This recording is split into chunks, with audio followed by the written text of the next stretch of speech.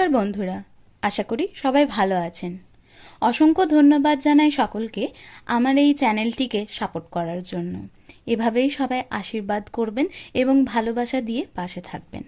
ধন্যবাদ। আজ বানাবো টক ঝাল মাছের ডিমের বড়ার টক। চলুন দেখা যাক।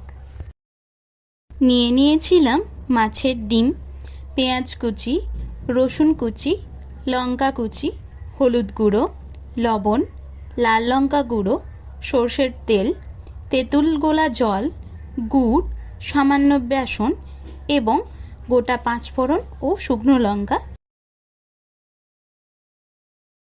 প্রথমে একটি পাত্রে সর্ষের তেল দিয়ে গরম করতে বসাবো এবং অন্যদিকে মাছের ডিমের মধ্যে একে একে পেঁয়াজ কুচি, লঙ্কা কুচি, রসুন কুচি, বেসন, লবণ, লাল লঙ্কা গুঁড়ো, হলুদ গুঁড়ো সব একসাথে মিশিয়ে নিতে হবে।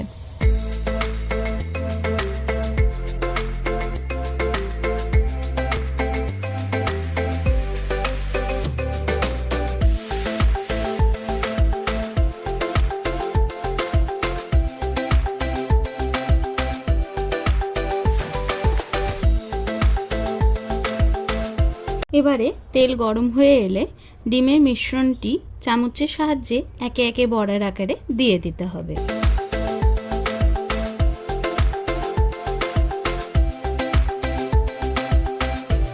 একটি দিক ভালো করে ভাজা হয়ে এলে উল্টে অপর দিকটিও ভালো করে ভেজে নিতে হবে।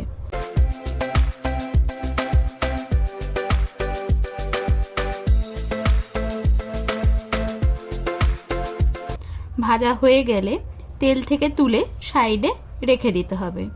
এই মাছের ডিম ভাজা আপনি শুধুও খেতে পারেন বা ভাতের সাথে সার্ভ করতে পারেন। এবারে প্যানে বেঁচে থাকা তেলের মধ্যে গোটা 5 ফোড়ন ও শুকনো লঙ্কা দিয়ে সামান্য ভেজে তাতে লবণ, হলুদ গুঁড়ো, লঙ্কা গুঁড়ো দিয়ে সামান্য নাড়াচাড়া করে তেঁতুল গোলা জলটি দিয়ে একটু গরম করে নিতে হবে।